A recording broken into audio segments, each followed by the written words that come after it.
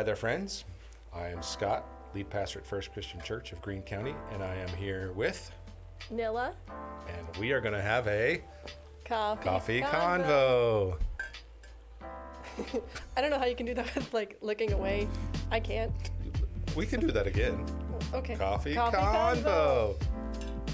See, that took more effort. Okay. Coffee Convos is an opportunity to hear about the work of God in the lives of our friends and get to know some folks. So glad you're with us, Nilla. Thank you. Yeah. Glad to be here. What is a Nilla? Let's start there. Wow, that's a big one. Okay. So Anilla likes the color blue. Ooh. And she is saved by her Lord and Savior, Jesus Christ. So that's kind of important. Good. Okay. Yeah, I'm going to stop with the third person. So I'm German. I'm German, and most people around here know that. And We know that. yes. And I was born in Wisconsin. Uh-huh. And lived there until I was 14, and then we moved here. I was homeschooled for most of that, and then did public school here. Okay. Because I was kind of going like cabin fever crazy, like just being homeschooled. It works for some people. It didn't work for me so well. And then, yeah. So then, let's see. From there, I went to Walter State for 2 years. Uh-huh. And then I've taken a gap year, and now I'm here. So, yes. Alrighty. So, you do what here at church? You're involved in lots of things. Yeah. Sometimes it's like, I just come in and it's like, Kelly needs help with something. So it's like, all right, let's just, if I walk in and, yeah. But tech on Sundays. Okay. And sometimes tech at Pillar, not so much anymore. I'm more focusing on being a breakout leader for the girls at Pillar. What is a breakout group at Pillar? Okay, so it's not a life group per se. Right. It is basically a sort of informal Bible study and like reviewing the sermon after we've heard it on Tuesday nights. Yeah. And we basically just go into, what are our thoughts around it. We're kind of, in tune with each other's prayer requests. So we're following up with each other and asking about that. And basically the whole point about it is, and the whole point of Pillar is to just get people connected to the local body. So not necessarily FCC, because Right. not everybody's called by the Lord to be here. Right. Even though it's really nice. So. I said right. I agreed. So, yeah. Okay. I think I answered the question. Did I miss something? You miss social media. Yes. Okay. So that was kind of more because I was doing that for my old church. Yeah. And then when I started coming here in January, it wasn't something I'd been doing for more than a few months, but then I started doing it here just as a way to see if I could serve in that area. Yeah. And yeah, now I'm posting and writing descriptions and sometimes copying your descriptions that you've already written for things. True story. Yes. And then the pictures are really, that we have on our Facebook posts and Instagram and everything, are really taken from like all of our team leaders. Kelly or Kendra or Wes, they're taking their own pictures of what their team is doing and they send them into a Dropbox, which then I look through and I'm like, oh, I love this picture. Yeah. I can't wait to write something about this, so I'll go write something about it. And one thing I appreciate is that you work hard at telling the story of what's going on, not just like at that moment and in the ministry in programmatic terms, though of course it includes some of that. You're careful to talk about what God's doing in that situation or in that person's life and help tell the story in that way, which is super cool because it helps people see a lot more of what goes on. Yeah. Cool. So, Coffee Convos. Let's get to know a little bit about the eccentricities and preferences and things you like and don't like. For example, French fries. Okay. Traditional, curly, waffle. I think that has to do with my favorite restaurants. I think I just like curly because Arby's has really good curly fries. Man, really? You like curly the most? Yes. All right, that's acceptable. Yes. I'm a waffle fries guy. What's the scariest thing you've ever done? Ever done? Yeah. Ooh. I did this one. It wasn't like a zip line. It was this line that was it was strung between two like pine trees at a camp, Oh, yeah. and it was called the Thunder Drop. And if you've ever done one before, it's basically it's a zip line harness, Uh-huh.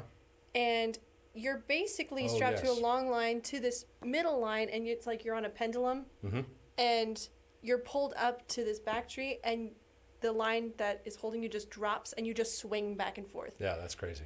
And yeah, I thought it would be, oh, this looks fun, but like apparently people on the ground just heard like Screaming, me gasp. you screaming bloody murder. I didn't scream. I just gasped Oh. very noticeably. So I did one of those types of things once. It was more like a zip line, but it was like sort of Superman zip line, yeah, and you were looking down the whole time. That was that awesome. sounds kind of fun. Yes. Because I like zip lining. The Thunder awesome. Drop was a bit extreme, but Let's do a little more speed round. A weird gift you've received. I was thinking spiritual gift. What's a weird spiritual gift you've What's received? so weird? Uh, Maybe awkwardness, because I feel like sometimes people relate to awkwardness and then they open up more.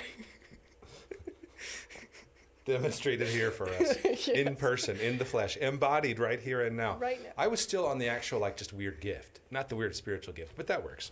Okay. How's about something that's recently made you mad? Ooh, Ooh. okay. And then we'll do glad. And then we'll do sad. Okay, what made me mad was at work. I work for my dad, Yeah? and he is in industrial automation, so he has 2 robots in our shop Uh-huh. that I work We're with. coming every back day. to that. Okay, Yeah. we can.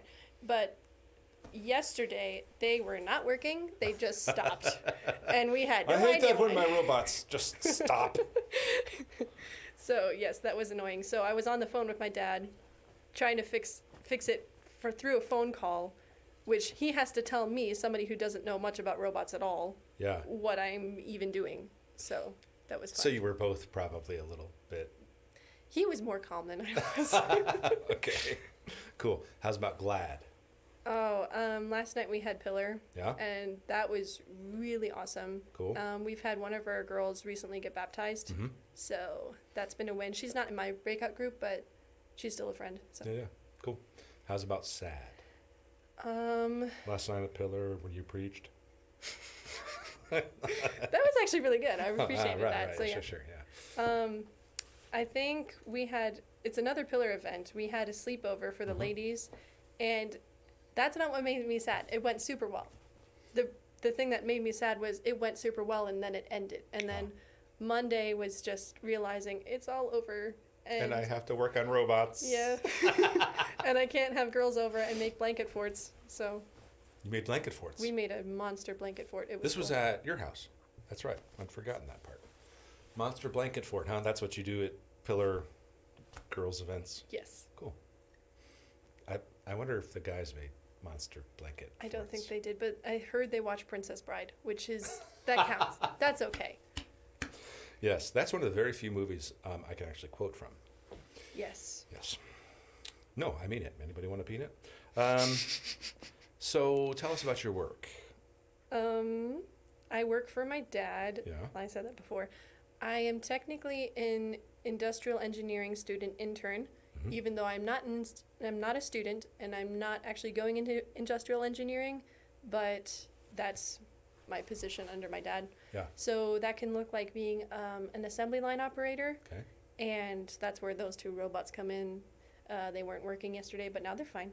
Okay. And otherwise, it means going with him to customer locations and installing something, Yeah. which he knows all of the designs and all of the processes in his head. He has to relay them to me, which is the hard part. And then I can do the footwork, leg work. Sure. Yes. Which one is it? Well, feet are attached to legs. The groundwork, know the if this is footwork, the just- leg work. It's all the same. Yeah. Leg work is what people might typically say. but Okay. Yeah. I don't know if this is just a German thing, but sometimes we don't use phrases like that around our house all the time because my Right. parents don't. They just don't know them. Their English is pretty good, but Oh, yeah. yeah. But the idioms and the Yeah. expressions that, like, I grew up knowing, maybe. Yes. And of course, they would have the equivalent in German that I would have no clue about. Yes. But of course, in German, it would be one big, huge word. And in, Yes. and in English, Which it would be a kinda whole makes it easy. phrase. Yeah. In a way, yes. Yeah. So instead of, for example, I thought about this yesterday. Instead of saying the day after tomorrow, Mm-hmm. a German word for it is übermorgen, which means übermorgen. After. Yeah, it's just after tomorrow. Yeah. And it's so much easier. Sure. Yeah. That's what we're going with. So speaking of German and Germany, you recently went on a super cool trip. Tell us about your super cool trip. Okay, so we went to my cousin's wedding, Mhm. and he lives in Germany. And we flew into Amsterdam and then went down to Bielefeld, which is a village in Germany. Okay. They still call them villages, even though they're not. They have electricity and water and everything. It's just the houses look. Germany has electricity? What? It's just when people say villages, you just don't think of what I'm thinking of. I think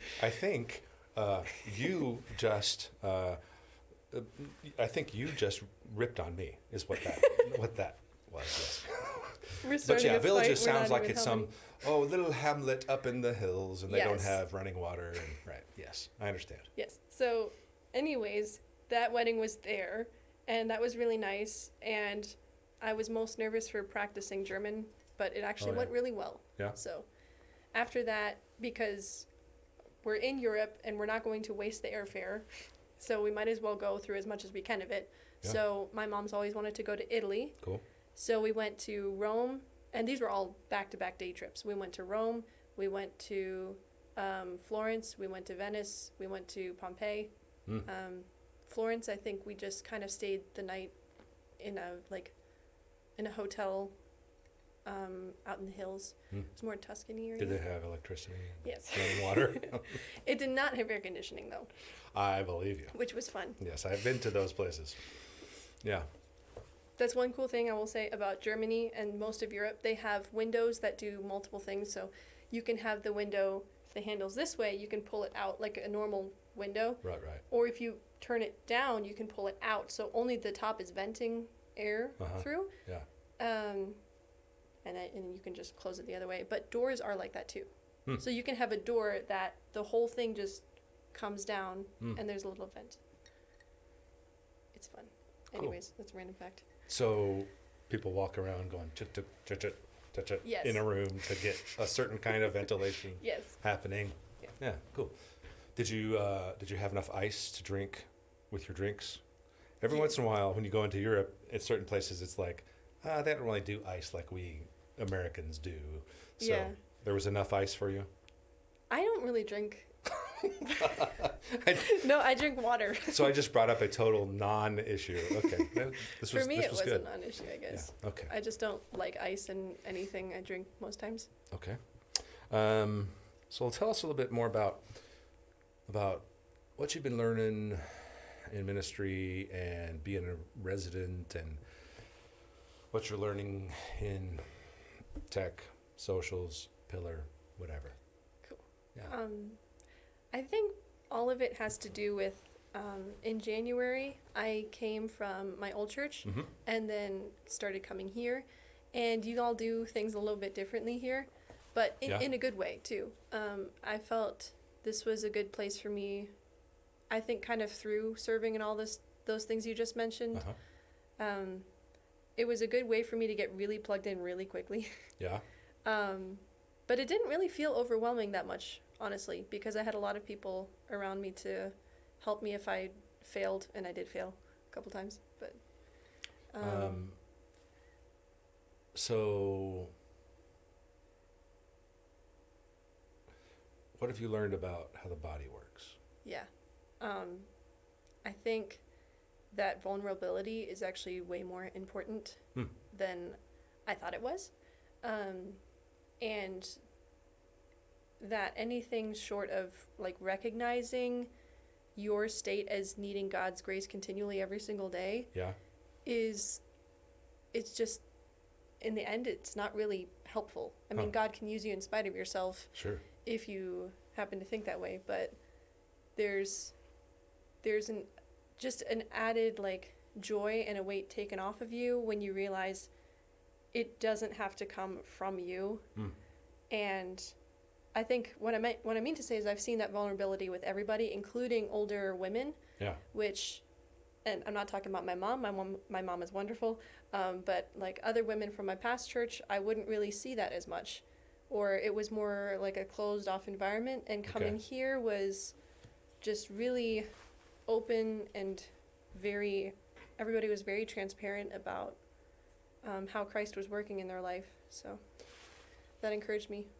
And is that, is the vulnerability also, like, flesh that out a little more? It's willingness to say, I don't really do this well, or I don't have to do this, or this is what's going on that I'm struggling with. I mean, I understand it can be all those things, but It is. what have you seen in how people might talk about that, or someone you're thinking of who speaks that way or demonstrates that? Yeah. I think I was always personally struggling with vulnerability. Like, if I'm vulnerable, then people won't trust me with as much. They won't, Oh, okay. accept me in certain ways, where if I just kept quiet about what I'm struggling with, they might not be, like, weirded out or whatever. But then I came here and people were honest, like, yeah, I had a day where I struggled today, or Okay. I need prayer in this area, or Right. this is how God's working in my life. And that kind of helped to free me personally to be honest about where I'm struggling and where I Right. need help. And then all of a sudden I realized I had a community around me. This is kind of regen language too. Yeah, So, bring it on. Yeah. Yeah. Yeah. That's another thing. Go to Regen. Yeah, Regen's yeah. great. So one thing I think is super important is, in what you're saying, is that when you have like a very clear sense of identity in Christ that we all actually share, and you talked about that grace, and that we all share that identity in Christ, and we don't have to like prove that, because I mean it sounds almost silly to say that, right? Yeah. Like you can't prove that to somebody else. Right. But sometimes you think you have to. Right, you think you have to, and there's this culture of like living up to others' expectations in that. I think that's super important to be a part of a community, like you're saying, so that we become who God actually intends for us to be. Mm-hmm. And as opposed to a certain thing that's held up that everybody has to look Yeah. like or act like. Yeah. I mean, I'm not saying that's not Jesus, because of course that's Jesus. Right. But Jesus being the one we're held up to is different than other human beings being the one we have to be held up to. Yes. Very Yeah. different. And also, just to put it in like a phrase, like, Christians can be complicated, and that's okay. What do you mean complicated? Like, you can struggle to want to do something for God's kingdom, but that doesn't mean you failed, or that all of your Right. all of your work is disqualified automatically because you struggle with something. Sure. Christians will just come and wrap around you Right. and support you. So because we're complicated, Yeah. we need others. Yes. Is that kind of what you're saying a little bit? Kind of. It It's sounded complicated. yeah. But it's a good example. You didn't just judge me because I explained that in a complicated way. Or if you did, you kept it to yourself. So I was just holding it in. That's all. Cool. Yeah. How about Regen? Let's talk about that a little bit. What are some of the important things you've heard others say that you have resonated with, that have been helpful to you, things you've learned in Regen, etc.? Yeah. So I won't give away like a specific person's testimony or anything, but Right. a few people, and this is even just in the testimonials they give on stage in front of everyone, Right. have mentioned that they struggled with codependency. Mm-hmm. And I didn't even realize that was a thing until I came here. Like, they said that. I'm like, what is codependency? Do I have it? I have that thing. I'm pretty sure that's me. contagious. when you hear something like that, all of a sudden we're all hypochondriacs, emotional hypochondriacs. I'm pretty sure I have that. Yeah, It's like, newsflash, you probably struggle with a lot of different things. But yeah, sure. Yeah. Because we're complicated. yes. I've heard Exactly. I've heard people say that. Yes. So that was fun.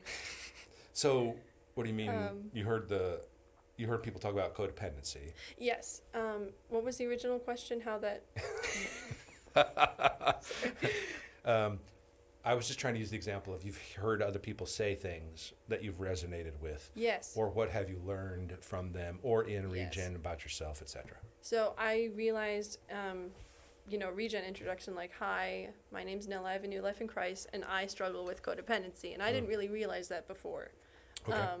Yeah. So yeah, it's been easier because of working with people in my Regen group. They hold me accountable. They know more intimately how I struggle in that, and I think that's just kind of cool. And that was also where I first heard older women, because I do have a few older women in my group, and they really were open about how they struggled with things. Mm-hmm. And that was just, I had never seen that before. Yeah. And my mom's different. You I said will that. defend my You mom. You did specify. Yes, that. yes. Yes. Okay. We do believe you. We believe you. Yes, but I guess the women that I was more around in my old church, I guess they were more quiet or Guarded reserved about about. that Yeah, stuff. I think that was just a cultural thing. Sure. But at the same time, it was eye-opening for me to see that somebody who is chasing after God and really intentionally serving the Lord can still struggle even at an older age. Sure. And it's not just, you hit this mile marker at 30 that you're working towards your whole life, and then you're suddenly fine. Right. And you don't struggle with things like fear of the future or anything. Yeah. Yeah. One thing I've noticed that's cool is there is a lot of intergenerational, young, old, that goes on in Regen. Yeah. The people aren't aware of unless you've been in it. Yeah, that's something I've noticed quite a bit. What would you say is the hardest thing you've... Oh boy. I'm gonna ask this in front of everybody. Okay. Yeah. Hi guys. Let's go. What's the hardest thing you've had to wrestle through, and give whatever detail you do or don't want to do, or say pass. That's perfectly acceptable. What's the hardest thing you've had to wrestle through in the process of Regen? Where are you at in Regen, by the way? I am at step 6. Okay. Kind of Alright. missing a few things from step 5, but I was gone on vacation, so I'm working through that. Okay. So you can almost say that is one of the biggest struggles, like just catching up. My biggest struggle really is. Yes, Getting- I don't have any sin struggles whatsoever. Of no. course not. So anyway, what is the biggest struggle you've had in that process? So I've identified, like, at least as far as I'm aware, like multiple idols that I can follow when I'm not putting God first. And those, when I discuss those with my Regen group, or where I'm working with my Regen partners or my mentor, I'm realizing I have a tendency to perseverate, or that's one of my Regen partners told me, like, yeah, you might be perseverating a little bit. Right. Which could mean just you're dwelling on a topic or revisiting an issue, almost as an obligation. That's not the word. Compulsive. It's almost compulsive. Right. And I think for a while I viewed my relationship to God, I had to go over and over and over these sins I would be dealing with, and Right. not And really realize, it's paid for, yeah, and you can't fix it. yeah, Right. So almost a self-righteous attempt to undo something or atone for it. yep, Is that the obsessive atonement thing? yes. Okay. Yeah. Perseverate, by the way, is a great word. Yeah, I didn't know An it existed before. underutilized word. Thank you. Yes. Which is just like what you said, which is sort of obsess over it. You can thank my unnamed Regen partner. Yeah. She knows who she is. Hi. What would you say to those who about Regen say, that's not for me, I don't need it, I've been through lots of Bible studies, or I've already got a good relationship with God, or I've already worked through all that stuff in the past, and I don't want to have to, to dredge it all up again. I have an internal answer, and I have one that I actually give to the person. I think the internal answer is probably not. Like, you probably can benefit from Regen. Right. And I think my external answer, like what I would actually say to them, I'm not a very confrontational person. So if somebody were to come up and say that to me, I'd probably play it like, okay, maybe think about it for a little bit, but, you know. Anyways, that's not really answering the question, because this is a hypothetical situation, and I just, didn't answer that correctly. So. And I just, yes. That's that awkward spiritual gift you're talking about. Yeah, we can just cut that out. Yeah, complicated awkwardness. That's what we're Yes. going to call that. It's okay. God can still use Don't me. perseverate about that moment later. Yeah, it's okay. Just let it go. Yeah. But what would you say to someone who says, I don't need it? So I think we all need, I don't think we all need it. If time is an issue, that's a different story, or if it's a Sure. means of you can't get here. But at the same time, Regen is really, it's a repackaging of the Bible, is how we've said it. Yeah. And it's just this environment that most people have honestly never seen before, myself included. That environment where everybody's vulnerable, even across, like we said, multiple generations. Uh-huh. People are vulnerable on stage, and it's just, it can be overwhelming, sure, when you first come in, but we're there with you. Right. And, we're not going to judge you, and it's a really great way to learn about the process of how God works in us. Mm-hmm. Yes. And how God uses others in that, which before I started Regen, I didn't realize was such a big part of the equation. Yes. Like, you're not alone. Yes. You don't have to do this alone. In fact, you cannot. Yeah. Right. There we go. Yeah. I think I've actually talked to someone about Regen and used those words, like, you don't actually have to do this alone. Right. So. That's good. Yeah. That wasn't all that awkward and complicated. The second time through, that was great. Well, things are complicated and it takes time. Yeah. So, in your involvement here in ministry and as a resident, tell us about being a resident a little bit.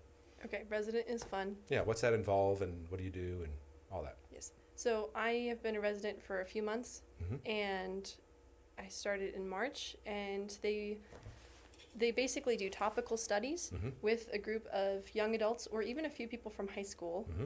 So We have some junior residents. junior residents. You could be a senior in high school, Yes. I think. Is that right? Think so. Yes. I think so. I think so too. Okay. Okay, carry on.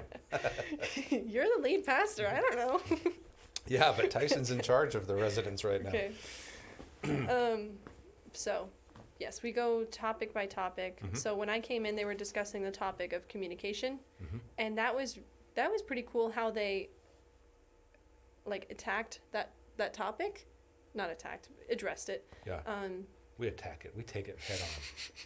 We kill it. So it looks practically like a book that you get and you can actually keep normally. Yes. So you get free books through residence. That's one of my favorite parts. And you read through the assigned readings throughout the week, and Yeah. normally they're manageable, especially if you're a student. We Right. have a couple students, so. Yeah.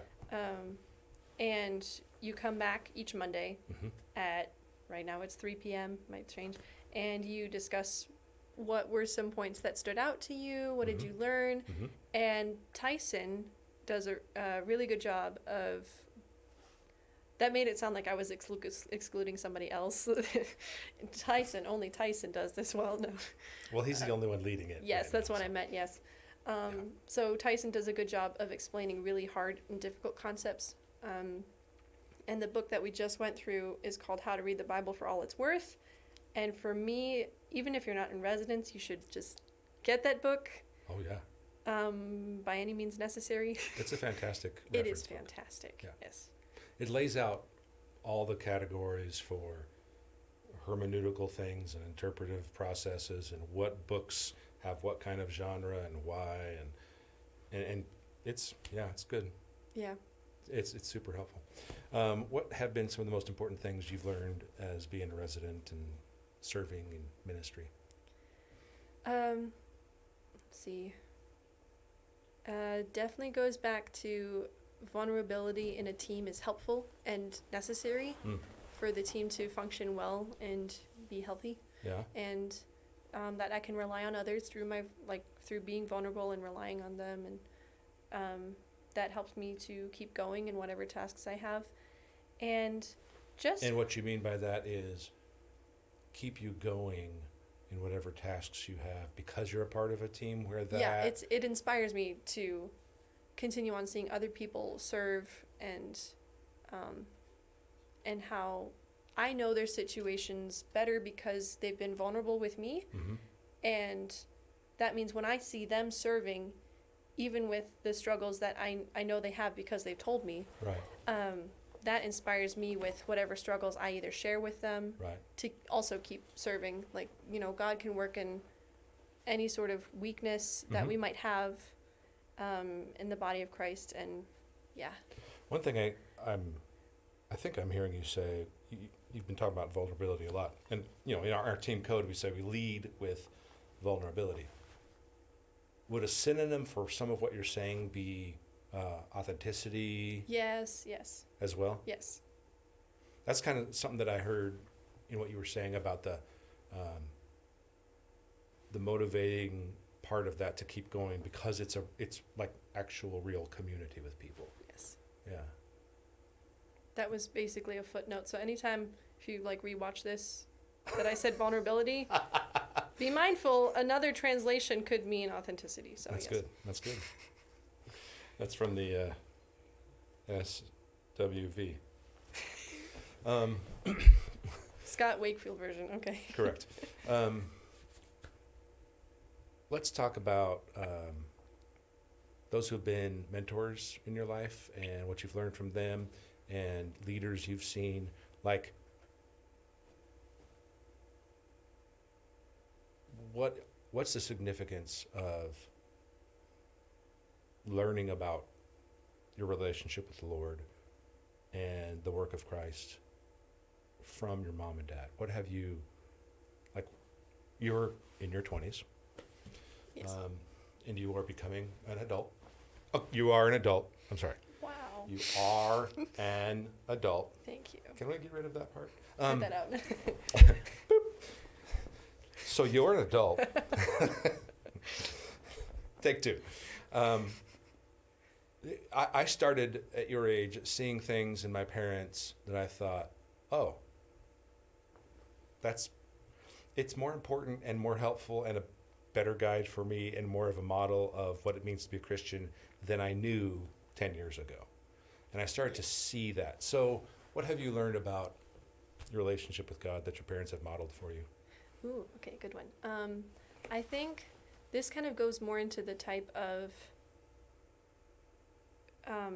who they are as, my dad being male, my mom being female, and how God made both to reflect him, which it's very easy to think of how a male would reflect God in as strength, father. in, literally Yeah. the term father is shared. Right. And in sort of disciplining and raising up children, and that's the same way God does that for us. And some of the ways that I've grown most closest to God is when my dad has shown me those qualities, even when I fail, how he's going to still pick me up and still encourage me and still love me. And Sure. Yeah. And for my mom, it's the same way. If you ever come to our house, she makes everything beautiful. She makes everything inviting, and she loves to be hospitable. And Cool. It is cool. And So a nurturing environment. yes, and I realized recently, that's also part of who God is. And God is both strength and beauty, and he has both of those things together in abundance. Yeah. And it is perfectly fine for us to live a life where we embrace the strengths he's given us and enjoy his strength and also enjoy the beauty around us. And we live in a world of thorns and thistles. Yeah, sure. But there are rainbows, and there are There waterfalls, are. Yes. and there are Tennessee hiking trails. So, Yes. yeah. Cool. Who have been some other significant mentors and people in your life that you've learned about Christ from as a model for you? Okay, well, I will say you as well. Well, duh. Hair flips. Oh, sorry. That looked more like wicking sweat from like your That, forehead. well, that would be true, yes. Right there. And also, I met her first from dance, and I didn't know she started going here. But Krista Del Sorbo as well, Yeah, and Kelly Radank, cool. and Kendra Hinkle, Mhm. and a few others in my regen group too. All of these women that really showed me just how you can just abundantly, like, you can live an abundant life and serve. Like, the two are synonymous in some cases. And What do you mean by that? I think I always like thought of serving as like you're in really intense mission work where there's no support, there's no resources. Like it has to be hard and terrible and sacrificial. And, it has to be, and you know you'll never be crucifixion all the really time. prepared for those moments, and it just really increased my trust in God. He won't give me more than I can handle through his strength. And I mean, these women don't necessarily lead an easy life either.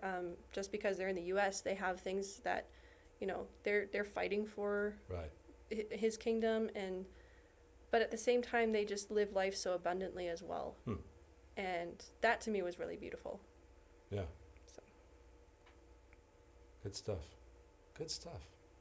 So we always like to end with a couple questions. What is God teaching you currently? And what are you most excited or encouraged about? I'm trying to think of what I think of normally at work, because sometimes when I'm working as an operator for my dad, my thoughts will just go places, so I'm trying to recall. I think basically that if I'm feeling kind of used up or like in a sort of dry spot spiritually, that I need to take better care of my mental health, or spiritual health, Okay. like through having more devotional time and prayer. That's really, you know, just I can have an intimate relationship with God, and that is totally there for me, and sometimes I don't use it as much as I should. So Okay. yeah, So it's basically being conscious of that. And you're learning that being conscious and intentional or disciplined for what's actually there and available in the here and now in a relationship with God. Yes. I'm not trying to put words in your mouth. I'm just trying to. No. I feel like this whole thing has been like me saying something and you kind of interpreting. Like, you're my interpreter, and I really appreciate that. So that's great. I am trying to continue to flesh it out and understand it better. Yeah. So is that a way of also saying the relationship with God is closer and more intimate and more available to you than you feel like it used to be? Yes, exactly.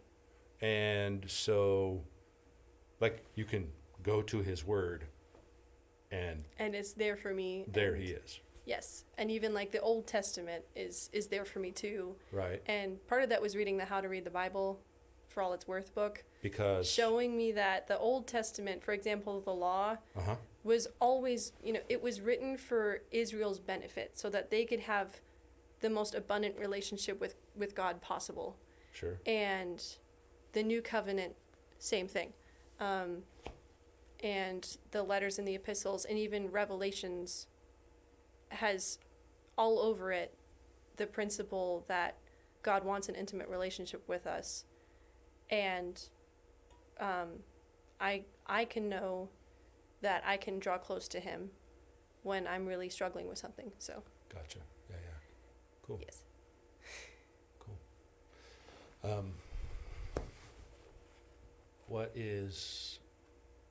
What's the best book you read in the residence program so far? Or has it only been 2? It has actually only been 2 because That's what I thought. showed up in March. As soon as I asked the question, I thought, pretty sure it's probably only been 2. It's just 2, yes. So nothing against the communications book, but I really like the How to Read the Bible for All It's Worth. Yeah, it is a great book. And you guys should get it. Yeah, everybody should use it as a Yes. reference Yes.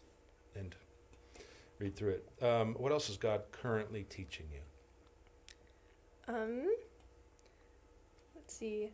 I think recognizing the strengths of others, and not judging others just because they don't have the same, you know, approaches to things or problems as I do. Okay. And just recognizing that God can use for example, people who are quieter than I am, Uh-huh. because I talk a lot. I have no comment. Thanks. So God can use really, and all of these people around me, that I think a few years ago I probably would have judged for being different than me, Okay. or more like internally judged, and wouldn't have really wanted to connect with them for that reason. So like a sanctified sense of one's own way of doing whatever, even personality-wise, that you're now recognizing, like God works in other personalities and ways. Yes. Yeah. So, for example, a few years ago, and I mean, you're kind of a self-proclaimed fighter personality. I am. Yes. Yes. So a few years ago, I think I would have been like, "Oh, that's not good. We're supposed to be only peacemakers that sing happy songs all the time." Okay. And now Okay. I'm recognizing that as a strength, and even I know for my own protection, because you can use that to protect, you know, when you speak in a sermon Right. against things that would otherwise I might be more vulnerable to, because I'm not as strong to fight back in those areas. Like, does that make sense? Believe me, I'm tracking. Yes. Okay, good. I agree. Yes, I like it. Phew. Yeah. So you would have maybe somebody who comes off strong as a fighter in my position Yes. as a pastor. You would have maybe seen as, obviously that guy's not humble, or he's not being kind, or something like Yeah, that. I'm ashamed to say it, but probably yeah. Oh, that's Like, fine. yeah. I don't care. I don't care that you were wrong. It's fine. Oh, okay. No, but you would have sort of like judged someone in that position. Yeah. Or vice versa. If someone I thought was too quiet, it's all the silly things we come up with, right? If someone was too quiet, oh, well, they're not being really invested or participating as they should be, as I think they should be. So, And then realizing that's actually a huge strength, and I really am now drawn to those people who are quieter too, because I know they can be so intentional too. They can be so was that authentic. the thing on which it turned for you? I think so. Intentionality. Yeah, I guess so. Yeah. You don't have to say yes just because I said it. It's okay. You can disagree. No, I'm good. You're like, yes, I do. Move on. Okay. So, what are you excited or encouraged about? My friend got baptized on Sunday. Yes, That was really cool to witness. indeed. I have not witnessed a baptism of somebody I knew and was really close to in a couple of years. Oh. Just because it hasn't happened. It just yeah. And that was really cool to see. And this girl also got saved recently, and it's just cool to see that. It's just cool. Yeah, it's what this is about. Yes. Yeah, good stuff. Good stuff. When it comes to 3 campuses, Okay. what are you excited or encouraged about? Because we launch in like 7 weeks-ish. 8 weeks. 8 weeks. I lied. Okay, 8 weeks. that's good. We launch in It's 2 that months. one extra week. It makes all the difference. It does. Yes. So what are you excited about with 3 campuses and what's involved with all that?